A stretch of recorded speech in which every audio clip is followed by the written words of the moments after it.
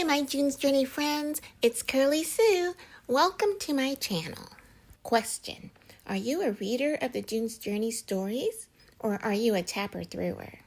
If you're a reader, you must know that June really is a piece of work. Welcome to my storyline series, where I'll be breaking down all of June's shenanigans, piece by piece.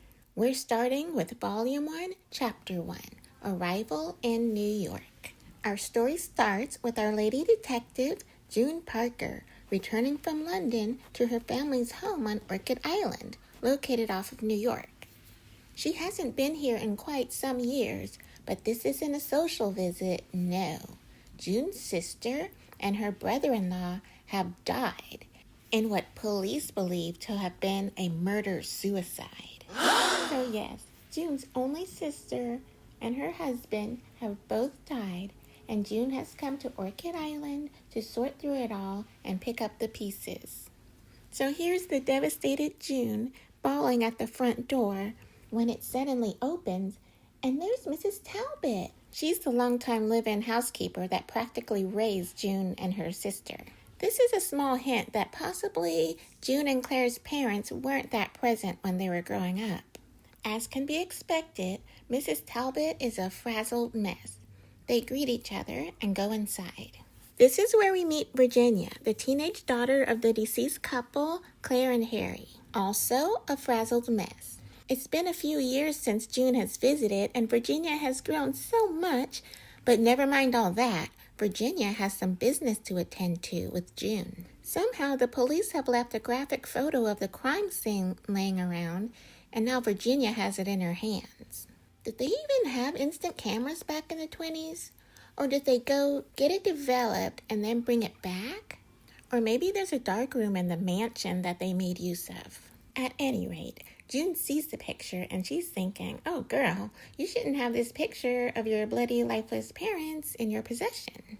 She tells Virginia as much, but no, Virginia is all business right now, and she in no way believes that her father killed her mother. She wants June to inspect the photo to find proof that the police have it all wrong. June actually has similar feelings about this supposed murder-suicide and can't imagine that her brother-in-law Harry would murder her sister. June reaches for the photo, but our little baby detective Virginia has already studied the photo and starts breaking the crime scene down for June. She tells June that the police deduced that her parents were home alone drinking when they had a fight. But then, how do you explain this third drinking glass? Third drinking glass? Third person. This means there was another person in the house the night Harry and Claire died. And also, the matching crystal carafe is missing. How do dead people carry off a crystal carafe? Well, they don't. So June asked Virginia if she had mentioned her suspicions to the police at all. Virginia's like, duh, yeah I did, but they wouldn't listen to me and brushed me off as just some little kid trying to defend her parents' honor. But we're not done with this picture. Virginia points out that there's a muddy boot print on the floor, a man's footprint, although her dad's shoes are clean.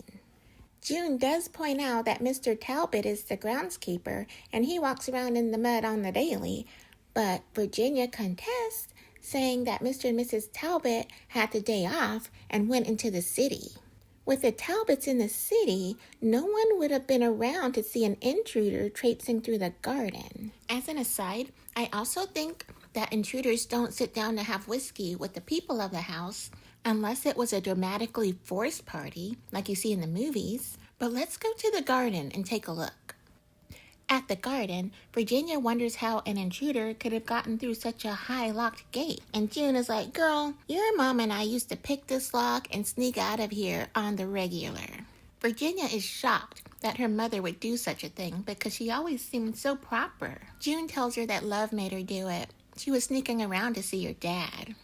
Well, Virginia is on a mission, and she redirects June to focus back on the case. Sure enough, the gate lock has been forced open. Recently forced open, apparently, because the rest of everything has ivy growing all over it. Mr. Talbot, groundskeeper. Virginia is upset again. She's asking, who broke in here and why would they kill my parents? June says, I don't know, but we're about to find out. Now that we see that Virginia actually has some legitimate concerns, case number 1 is a full go. The police are dumb, we're on our own. Before they can come up with their next move, they are interrupted by the sound of breaking glass. It was Virginia. She just stepped on the missing carafe. Her foot is okay, but that crystal carafe sure does smell like whiskey. Whiskey during the Prohibition. It kind of makes you wonder where it came from. June thinks the intruder fled beyond the gate, so let's follow that trail. On the way, Virginia wonders out loud why the police couldn't see the clues that were right in front of their faces. June gives them a pass, explaining that they see so much in their jobs that it's easy to think the worst of people. While they were discussing the police incompetence, they come across another clue. This time it's a bloody handkerchief. Virginia recognizes it as not being her father's because her mother always gifted him with embroidered handkerchiefs with his initials. This handkerchief must be the killer's handkerchief. Such a sloppy killer, but not so sloppy that the police picked up on anything. June, who knows this island like the back of her hand, knows that this trail is a dead end. She doesn't think the killer exited because there are no tire tracks or signs of a getaway car. But wait, aren't we on a tiny little island? It would take some doing to get a car on and off of it. Okay, maybe it's time for Virginia to do some of the thinking. She thinks that maybe the killer went to the gatehouse at the end of the lane. Okay, good girl. Now we're back on track.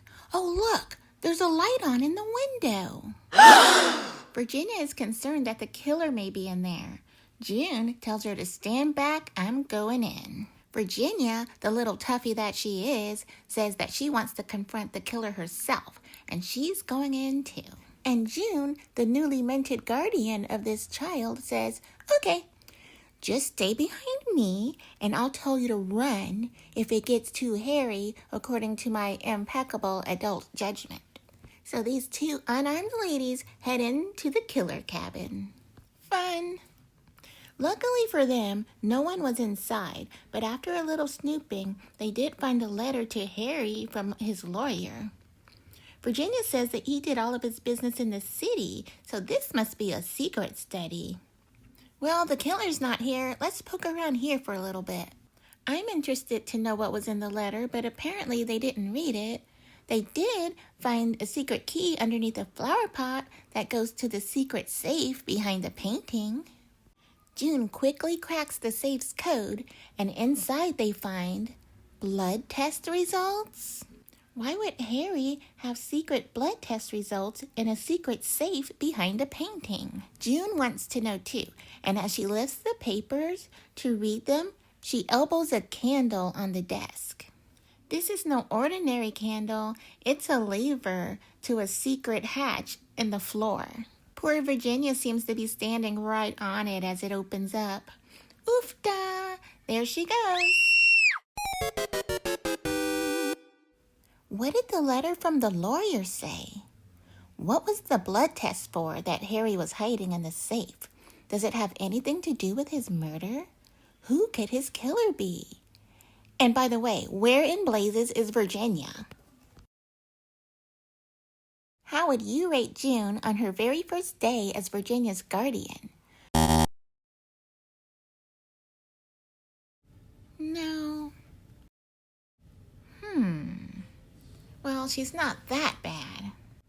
I'll give her a solid 3. She gets the 3 because she genuinely cares, but she loses 7 for safety issues. That girl is a hot mess. She doesn't have any kids herself, and for sure there's a learning curve, and she's riding it like a wild bucking stallion. Stay tuned for Chapter 2, and we may get some of these questions answered. Also, if you're interested, I have this straight story without commentary at the end. As always, thanks for watching. Don't forget to like and subscribe so you don't lose me. And until we meet again, sit back, relax, and enjoy the journey.